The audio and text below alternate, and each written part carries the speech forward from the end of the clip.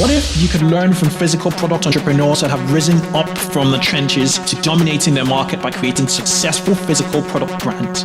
Well, this podcast is hosted by me, Kunle Campbell, and it's about breaking the mold to becoming a smarter, savvier, and better product entrepreneur. You discover how to take physical products from concept through launch and to scaling up from physical product entrepreneurs who've taken their revolutionary ideas to 1 million, 10 million, and 50 million plus in revenue businesses. You'll also join me on my journey to build $1 million physical product brand business in a year, where we both will learn about crowdfunding, selling to retail chains, launching through marketplaces like Amazon, strategic partnerships, publicity, celebrity endorsements, and selling direct to consumers. So if you're creating or building a brand in the consumer packaged goods space, in fashion and apparel, business products, or any physical product niche, listen in because we have you covered. Join the fast track to physical product business success. This is the Physical Product Business Podcast. I'm Kunle Campbell. Let's get rolling.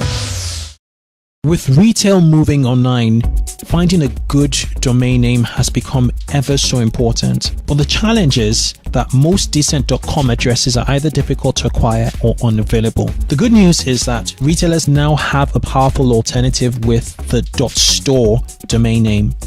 A .store domain name will be short, relevant, and directly associate your site with e-commerce and retail. Search engines give .store domains the equal attention and importance as .com TLDs.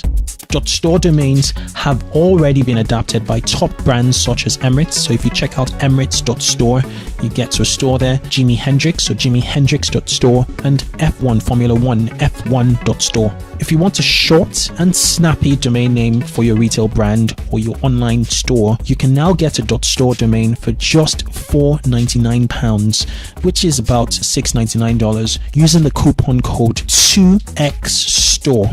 That's 2XSTORE on get.store. Just go to get.store in your search engines and use 2XStore. This episode is brought to you by Klaviyo. It is a game-changing email automation tool specifically built for scaling e-commerce businesses. I'm not just saying it. I use Klaviyo in my e-commerce store, and stores I advise for. Household names in the e-commerce space such as Brooklinen, Bonobos, and Chubbies use Klaviyo. Here's why. Klaviyo has one of the most impressive feature sets in the e-commerce email personalization space at the moment. Besides the one-click setup, Klaviyo's Pixel tracks visitor behavior to help you set up highly effective custom email funnels.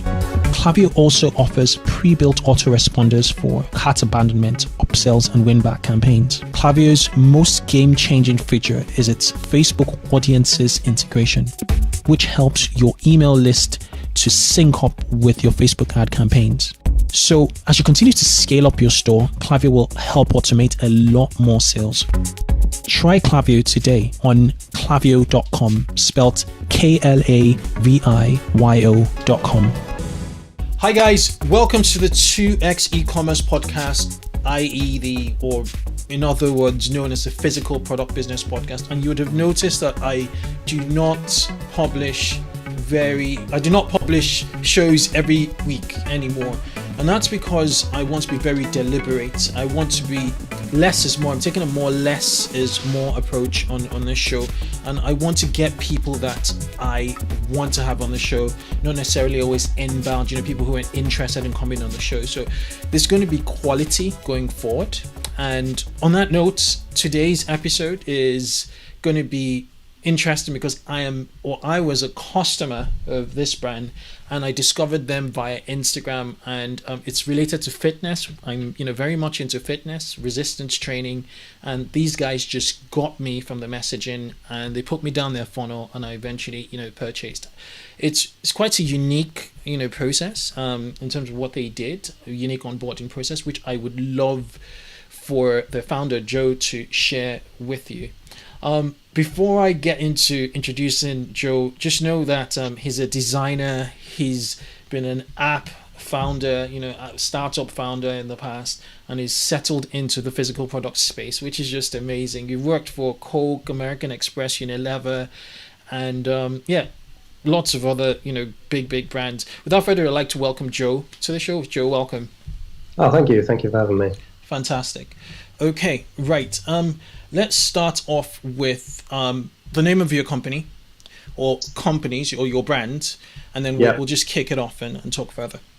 Yeah. So obviously the company that you're familiar with is King. So it's officially called King.fitness. But we started out as King Shaker, which was a metal protein shaker, but now we're moving into some other products as well.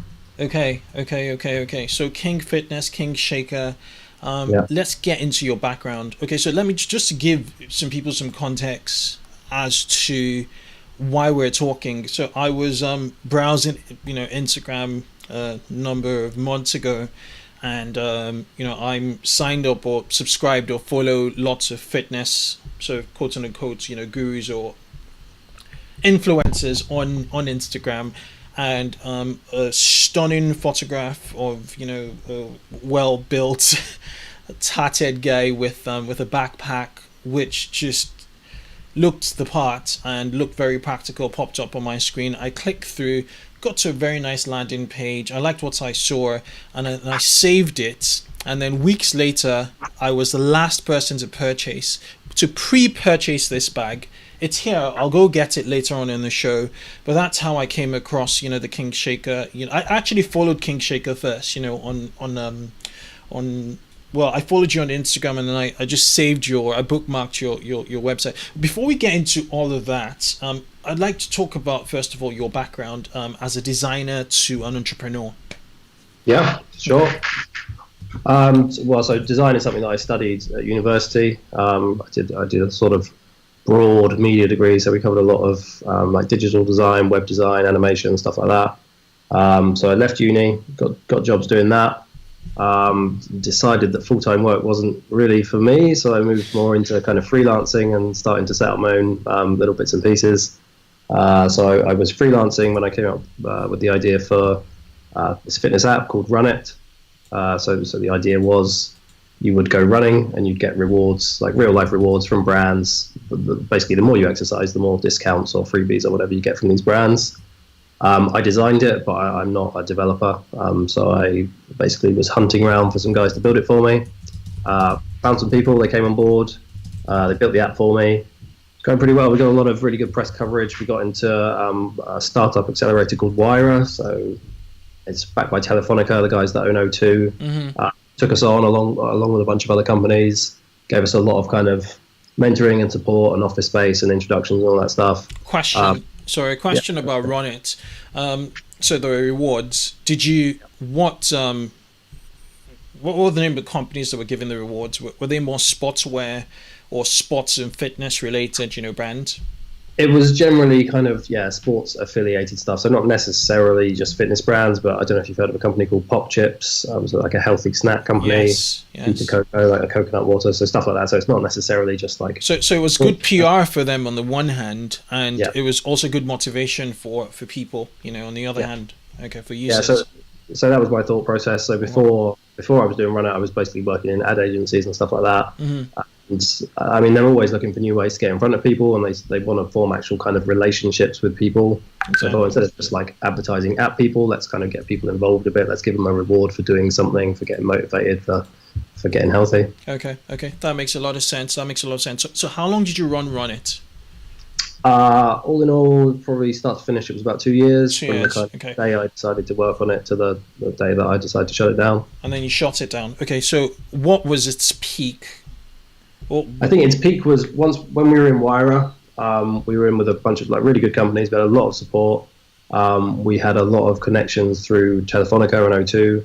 So we were starting to have conversations with kind of O2 Priority and things like that. And we were making a lot of good progress there. A lot of interest from brands. People were downloading the app. But as I mentioned to you before we started recording, we were just having a lot of technical issues. Unfortunately, the people that built it for me didn't do the world's best job, so we ended up running into a lot of problems. Yeah, it's quite frustrating for a mobile app. I just installed an app called Charlie. Yeah. And Charlie, basically, it's like a personal assistant. So before it links to your Google Calendar. Yeah. And what happens basically is before any sort of meeting in your calendar, it picks up the profile of whoever is in the meeting along with you, and then it kind of gives you their press coverage, social media. So it gives you a background so you could have some conversation starters. Yeah. And then I install it, and and I tried to connect it to my Google Calendar on my phone, and it doesn't work. I tried several times. I have to uninstall. I just had to uninstall it. I even gave them a chance on the web. Yeah. But the user experience wasn't just there. So they had really good intentions. Yeah. From an idea standpoint and a solution standpoint, making my life, better. But they just didn't make it, from an execution standpoint. That's something that we really found. It was the same frustration for us. We had this app, like in some cases it worked, but the majority of the time it didn't. And you just don't get much of a chance for people. If they download it and it doesn't work, they've got no reason to keep trying. That's it. Dead. Yeah. Okay, so you lessons learned. You get into fitness, I suppose. Yeah. How did you get into fitness? And could you tell our listeners more about your first brand? Yeah, it's all sort of linked together actually. So while I was in Wyra, that was about the time I started getting more into my fitness, going to the gym and stuff. We had a gym downstairs, and one of the guys from one of the other companies, who is now my co-founder at King, nice. Big into fitness, super fit guy. Started going to the gym with him, started eating right, taking protein shakes and stuff, and that was obviously like the source of the idea for the King shaker. So again, we were discussing before, you get these sort of rubbish plastic protein shakers, you have a couple of shakes out of them, or they'll break, they'll start leaking. If you leave it in your bag overnight, it ends up stinking and you've got to chuck it in the bin. Just sort of had a thought one day that maybe if these things were made of metal, that would be a better idea. Like, what if that would solve all the problems? So you think that someone who thought about it? Well, I mean, to be fair, we weren't the first people to do it, but right. but no one was really publicizing it. The problem, exactly. Yeah, I never really expected it to, I don't expect to take over the world with protein shakers, but I did think, I think there's some money to be made here. Like, my background is design and it's marketing. I think I can do a better job of doing this than people are currently doing with these shakers. So I came up with the brand, made the website. Why King Shaker? Was there anything special, or was it the first thing that popped into your mind?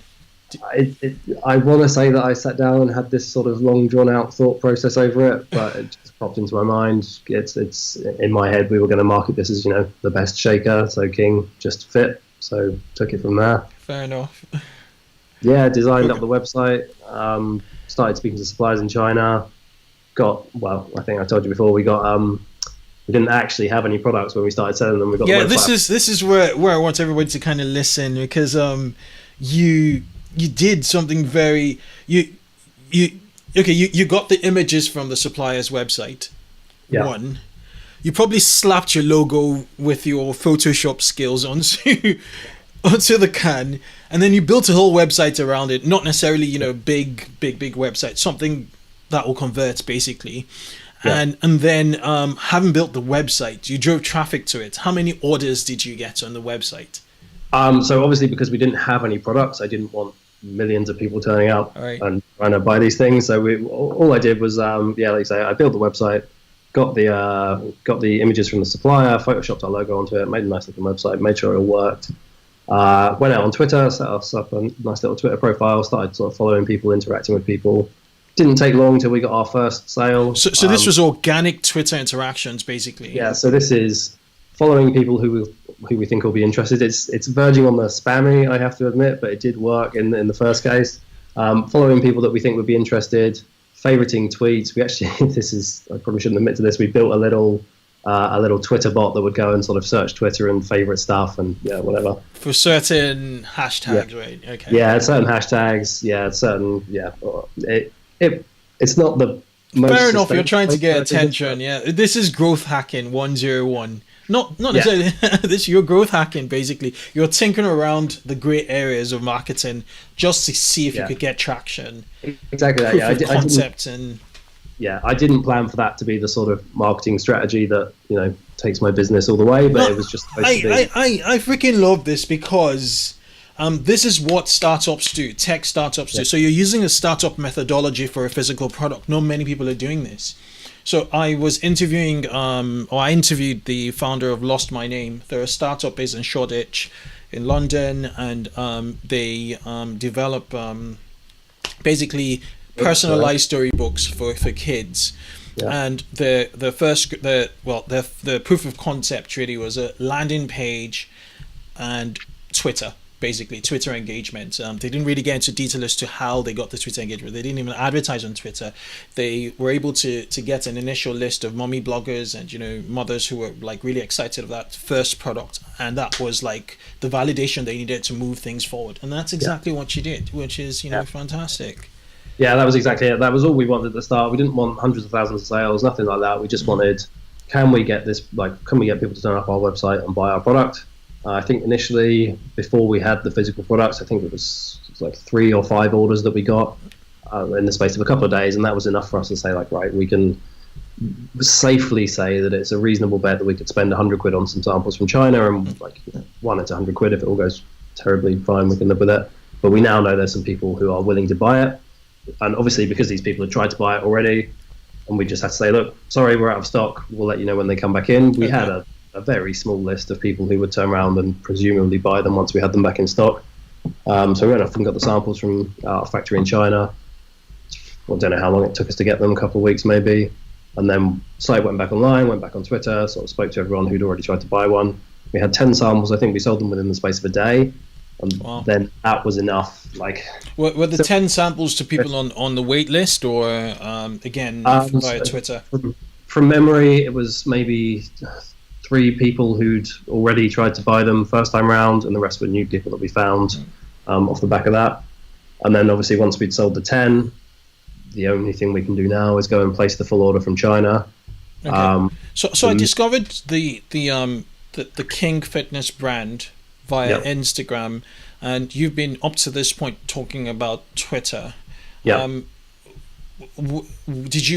you made a transition to Instagram, or do you still work with both, with Twitter and Instagram? We haven't consciously made a transition to Instagram, but you do seem to get a bit more sort of bang for your buck with Instagram, particularly for ads. We've started running paid advertising recently, and that performs a lot better on Instagram than Twitter. Twitter's very good we've met a lot of really good people through Twitter. Callum Best, for example, was in Celebrity Big Brother. Actually, one of our shakers ended up on Celebrity Big Brother. Really? Yeah, did. So, we've made some good sort of one-on-one connections through Twitter, but in terms of sort of mass reaching people, Instagram seems to perform better from our experience so far. Okay. So you made your first. How many units were in your first purchase order? So this was kind of our first big decision, because pretty much all of the factories have pretty high minimum order quantities. So we had to commit to 3,000. Okay. Going from 10 samples to 3,000 units is a fairly big leap of faith. Mm-hmm. So we committed to 3,000. We spoke to a few factories beforehand, made sure we picked the one that we thought was going to give us the best product and was going to not mess us about, get stuff to us quickly. And that was it. We just had to jump in and order 3,000 of them. Okay, so what lead times did you have, and when did they eventually land your doorstep? So production took about a month. Okay. Then we shipped by sea, so that was about another month as well. So it was about 2 months from placing the order to get. Okay, and were you doing marketing on the background while all of this was happening? Yeah, so we were carrying on growing our Twitter, spending some time on Instagram at that point. We weren't doing hardcore sort of growth marketing. We were just trying to reach out to enough people, grow a bit, get our brand kind of settled a bit across social media, and get ready to start really pushing stuff once the stock landed. Okay. And did you take any pre-orders, or was it just building your audience and awareness? We didn't take pre-orders, but we did. So we were still pushing people to the site. We had an out-of-stock banner on our site, and then we would just collect addresses for people who wanted to order. And we got a lot of activity on Twitter at that point as well, so we'd have a lot of people say when are they back in stock, and then we'd just keep a note of their username, and we'd message them once the new stock arrived. Okay. So when they landed the UK, what were kind of the next steps for you? The step number 1 was annoy my parents by turning up at their house with 3,000 shakers and keep them in their garage.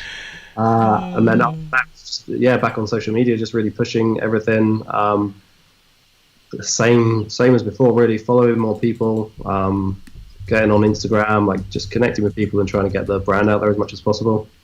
Okay. And how quickly did you sell the 3,000 units? It took us a little while. Off the top of my head, I think it took us about 6 months to shift the first 3,000, which wasn't too bad, because I think. So another thing I should mention is I'm pretty sure we did this for the first 3,000 is we got ourselves listed on Amazon as well. So we just got the product up on Amazon. Amazon's been a really good sales channel for us, and we got in early enough with this particular product. Would you say it's spun off lookalikes, lots of lookalikes? Because I'm on your Amazon page, and I could see one from PhD now. PhD's onto it, because my protein shaker is a PhD, but it's a plastic one. Another one from Helm, another one from Corex, another one from a brand called KUK. It's like it's not massive, there's another one from USN, but that's pink, which is weirdly pink, and they're really undercut in the market at £2.63. Obviously, it's just a brand awareness thing for them. I don't think we specifically spun off lookalikes, but I think a few people came to the same conclusions at similar times, which is getting metal protein shakers made might be a good idea. I think we just happened to be doing it at the same time as some other people were doing it. I think we got in just early enough, because if you're on Amazon, you'll see that if you search metal protein shaker, we're top listed. We've got reviews, we got more reviews, and we're on Prime. So we happened, like with the shaker, I think we were actually a bit lucky, but we got in early enough that we're top of Amazon now if you search metal protein shaker, and that's a pretty consistent source of sales for us now. Gotcha. It just makes a lot of sense. So you're just right there at the top. And yours looks the part, because I love the way you've also, the images, the image you have there. All of them are single images, and yours is kind of like the side view, which shows the volume. And the front, the branding, it's spot on, well branded. Okay, fantastic. Okay, so so other than Amazon, are there any other channels you actively utilize and that actually works for you? You did mention Instagram ads working better than so I'll get onto the bags in a bit, and that's where really our advertising has made a bigger difference. In terms of the shaker, we've got a few sales channels. So we've got our own website, which obviously you've seen. We've got Amazon. We do sell on eBay, but we don't. eBay is I think it's something to do with the way that they run their ads. It goes up and down. So some weeks we'll have a lot of eBay sales, then it will drop off, and then it will come back up. I think it must be something to do with the way that they run their ad cycles. And we have a company called Gym Bottle. So they've got their own site. They sell all sorts of shaker bottles and sports accessories and stuff. We do drop shipping for them, so they just list our product, they run some ads, and we just ship it out as and when they sell us. I'll talk more about this guy later, actually, because that's someone that we found through Twitter. Oh wow! He ended up stocking our product, and then we're actually starting to work really closely with him on some other stuff. So it's just been a good example of social media kind of relationships, building relationships. Okay. Interesting. And the Gym Bottle site doesn't look that bad at all, So he's just running a shop. He's got a really good setup. He does his day job was until recently. I think he quit recently to work on this stuff full time. Oh wow! He's basically an ad guy. He runs and optimizes ad campaigns. So Gym Bottle, he's just contacted a bunch of people like us who are willing to drop ship products, and then he runs the ads, emails us once he gets an order, and just sits and takes a bit of a cut off each sale. He's doing pretty well out of it, I think. Yeah, this is like a Shopify site, very nice and simple. Okay, your Twitter looks good. Your Instagram looks even more, fantastic. Okay, so that's going really well. So why did you not just, bite the bullet and say, let's just order, this, let's do the same. Let's take the same approach for. Okay, let's talk about the gym bag. Why didn't you just order 100 gym bags? Why did you pre-sell the bags, the King bags, KING.fitness bags? Because the order, the the unit cost for each bag is much higher. So we just, the same as we did with the shakers when we got the one-page site up without actually having the product, we just wanted to prove a bit of demand before we shelled out a lot of money on it. not necessarily that we're expecting to cover the whole order, but we just want to prove to ourselves that people want this product, that we're capable of getting this product in front of people. We just don't want to take a blind risk on any one product. We'd rather put a bit of demand first and then invest the time and money into it. Okay. Makes a lot of sense. Okay, so could you walk us through the process of launching the King.fitness, brand or bag? Yeah. I'm just going to step a little bit. I'll go grab my bag. Oh, have you got your bag there to show? Have you got a bag around there to show us? Or I can go and grab one. Yeah. Okay. Right, cool. And that's the behind us is the shaker. When Joe comes out, I'll just show you he'll show you the shaker.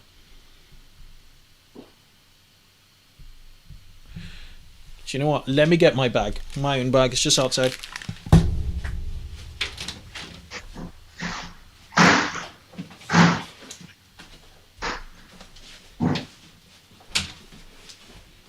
So guys, this is my bag.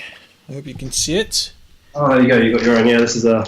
Okay, that's it all packaged up. This is mine all, all filled out.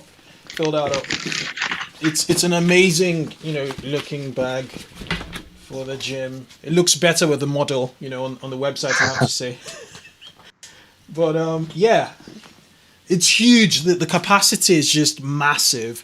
It's the best gym bag I've owned, by a mile. I just love it. It's what I've been looking for. So there's also the King shaker behind you, I think. There is. Yeah, I didn't notice that. That's a King shaker there, guys. I didn't know that was there. Yeah, fantastic. That's it there, and I'll link to the Amazon listing and the website in the show notes. Okay, so let's talk about your thinking, the targeting, because I found out about it on Instagram via Instagram ad, and I was like, yeah, this is precise. This is just not off points. Yeah. Thank you, Instagram. I was actually thanking Instagram. Okay, so let's start. So how we went about advertising it? Actually, the launch process. So how did you come up with the design? Yeah. Did you design it yourself? Was it labeled? What? Yeah. Yeah, it's quite. Where did it all come from? Yeah, so we use Alibaba to find suppliers and products. It's a fairly time-consuming process. There's a lot of. That's not really fair to say. There's a lot of rubbish, but there's just a lot of. If you're looking for something specific, it's quite hard to find on Alibaba. So we spent a lot of time just searching different suppliers, seeing what their products were, seeing if any of them looked roughly like what we thought we wanted to stock. Shortlisted a handful of bags from different suppliers. I think it was 5 or 10 or so we had on the shortlist. And we started talking to the factories and using those bags as kind of a base. We started making our own modifications and changing things and putting things where we want them to be. Ended up getting a couple of samples sent over. The one that we ended up producing was obviously our favourite. So once we had that, we'd not shelled out much. We spent a little bit of money for samples, and that was about it. Happy with the product. Decided that was the one that we wanted to promote and start trying to sell to people. So did you have your brand? Did you get your brand on the bag, or did you, for the photo shoots and stuff, or did you Photoshop it? Yeah. So with the samples, they were happy to print it on. We paid a little bit extra, but it wasn't much. And it was worth it. Okay. So we got that. We got the sample over. For a long time, we obviously only had this one sample, so we were quite careful with it. I wanted to make sure that it was a good product before we started trying to sell it to people. So I used it myself for a few months just to make sure that this wasn't that was going to fall apart. I just used it every day, made sure that I was happy that this was a quality product rather than just something that looks nice but is going to fall apart a couple of months later. Once we were happy with it, decided to go ahead. We built the website that you saw, the one-page kind of pre-order thing. Which is fantastic, It was very visual. It was not cluttered. Yeah. It was very punchy as to, the bag, as to the benefits of the bag. And there was a simple pre-order, button right there. So I think what really helped us was the photography. So that was something we wanted to make sure we got right. Because we don't have, or at the time didn't have these products, we didn't have a physical thing to show people or whatever. We wanted to make sure that the photography was spot on, that because that's what's going to sell it. If this looks nice, that's what people are basing their decision on. So we hired we hired a really good photographer. We hired the model that you mentioned a couple of times. We found him through Instagram as well, actually, just started exchanging messages.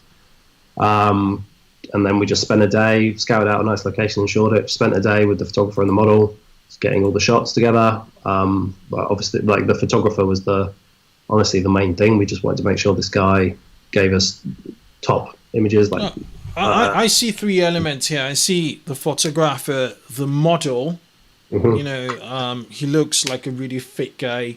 And then how you guys put it all together, the colors. I'm on your Twitter, page, and there's a pinned tweet. So there's a model there, tatted up, muscular, car in the back. It's kind of like an image. Okay, I want to be this guy.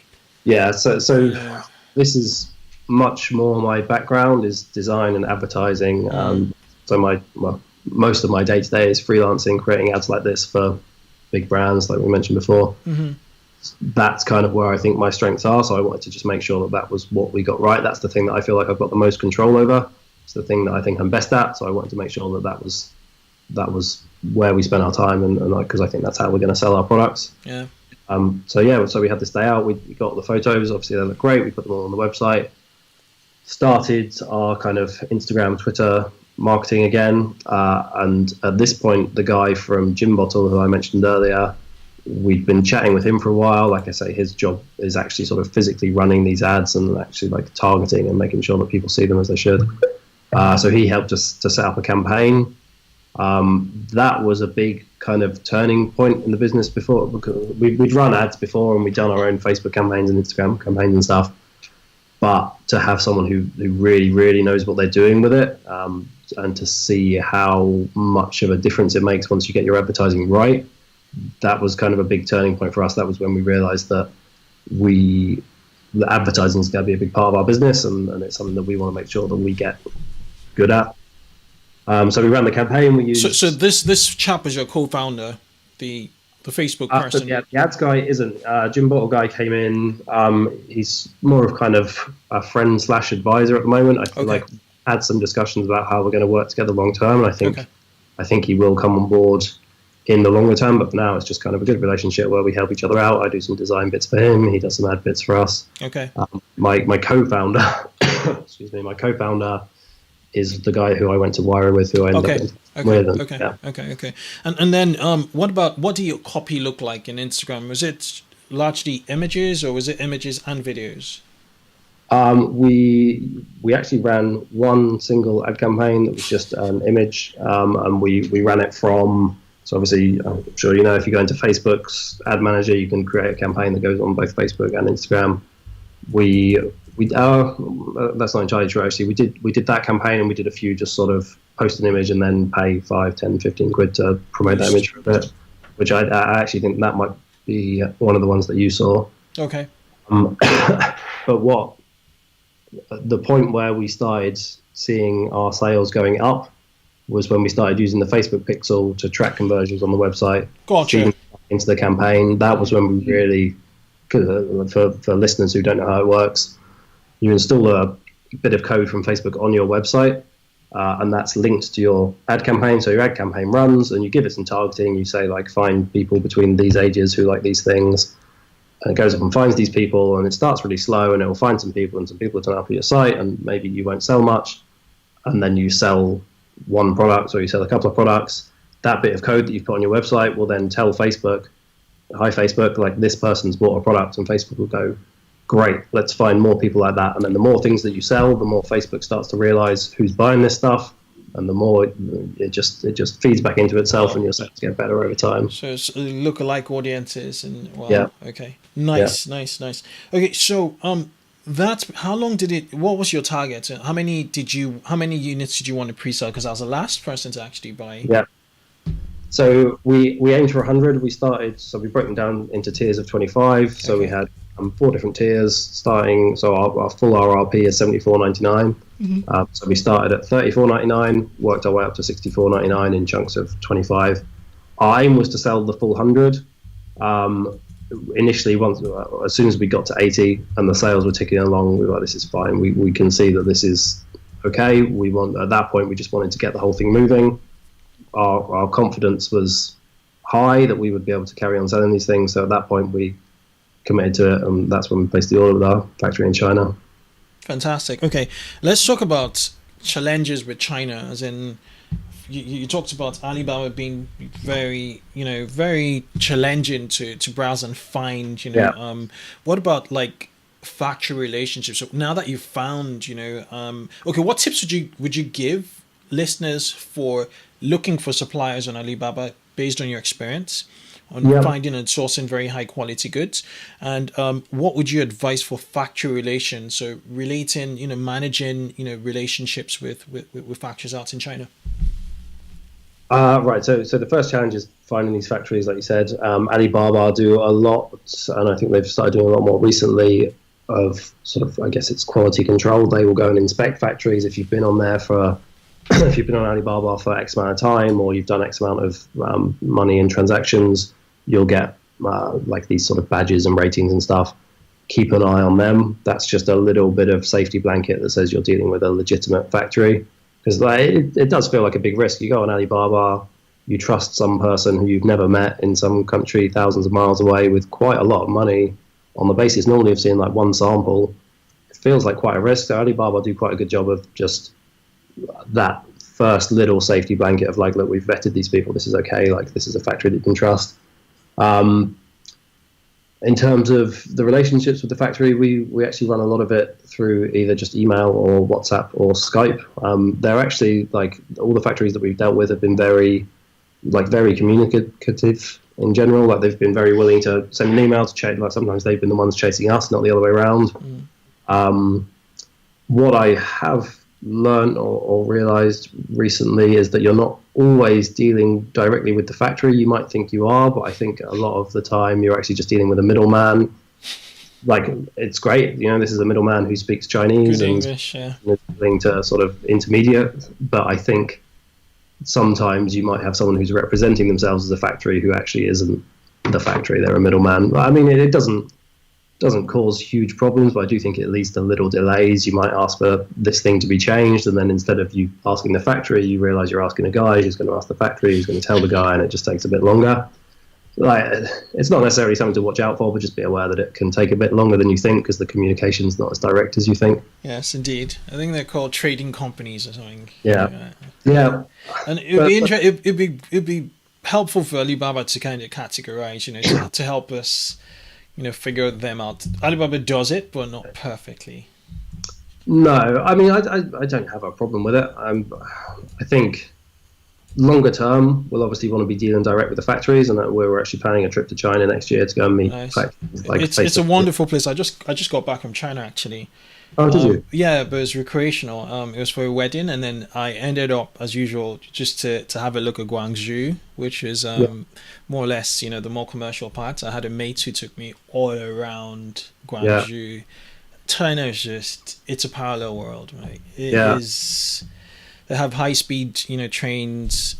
Roads are all smooth. The infrastructure is like they're ready to do business. The airports are like huge, massive airports, and we're not talking about, they have like 9-10 airports, enormous size. It's crazy. I really want to go. It's definitely worth a visit. I wanted to go sort of, like you say, recreationally, but I also want to go like business, now with some relationships over there to just see it. I want to see it all happening. I want to understand what's on the other end. Absolutely. Going to the factory, met some Australians there who was prototyping. I met an Australian at the airport who was prototyping some cladding solution in a factory. Went deep into China to get some prototypes done, and he was saving himself hundreds of thousands of dollars basically by going in. That's a big part of the reason that we want to go. Samples are quite expensive. It's one of the big expenses that we have. Not only do you pay for the sample, but then you've got to pay to get it shipped over, and it just adds up really quickly. So one of the reasons we want to go over is just to cut that whole process out and just sit with factories and work out what products how long it's going to take to make these things. And then just to see the whole process, like, at the moment I send an email and presumably some stuff happens and then the product comes up, but I want to see the stuff happen and I want to understand what happens behind the scenes. The only piece of advice I'll give you would be to make sure you go with a local, who takes you around, who speaks English and everything. And sometimes when suppliers want to take you, or talking to your translator, they might ask him what is his cut in it in Chinese. Okay. So they were asking my friend, but he's my friend who is not that's not his job. Yeah. And I said, hey, Kunle, they're asking me for my coat. Basically, yeah. I'm not going to give you your coat anyway. But yeah, it's fantastic. Okay, right. So what does the future hold for the bag and other brands you're looking to? What should we expect? Where are your loyal customers? Yeah. Well, so obviously we've got the bag now. It was a long process getting it ready to ship, but it has been shipped. Customers have received them. Generally, people seem to be happy with them. So that I feel like is a weight off my mind, and it leaves us free to focus on, like you say, what's next. We're obviously going to carry on selling the bags. We're going to get our ad campaigns back up and running. We're going to get the bag sales ticking over as they were when we were running the pre-orders. Mm-hmm. We've got another product in mind, probably not coming out imminently, but I would hope this year. We're going to be doing some basically really high quality, built for the gym trainers, kind of like the Nike Metcons, just like good all-rounder gym trainers, I think is next on our list. And then after that, it's just more products. It's more research, finding out what people want. We're going to do various bits of clothing, like gym wear, t-shirts, tracksuits, all that kind of stuff. And we're going to take it from there. We're going to, I think, because the pre-order, the way that we set that up with the bags it took a lot longer than we thought, but overall it was a pretty big success, I think. So I think we're going to dedicate part of our business to this sort of pre-order, get in early, get a good deal, sort of support a product from day one, and you'll be the person who gets the best deal on that product.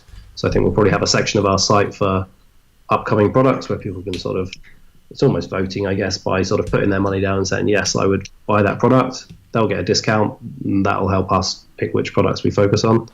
I think that's where we go from here. Exciting times. That makes a lot of sense. And we're on your email list, so we'll be informed, when you get new pre-products. I'll be looking forward to the shoes you get, because I know they'll be high quality. Okay. Right. I'm not sure about that. Oh, sorry, that's my Alexa. I'll just turn it off. Wait. Okay. So so let's move into the lightning round. The lightning round, basically, I'm just going to ask you 5 questions, and if you could answer each question with a single answer or a single sentence, it would be fantastic. I will try. Ready when you are. Okay. What are your future plans? Well, we just asked you that. How do you hire people? Oh, that's a great question. I don't think I can answer in a sentence.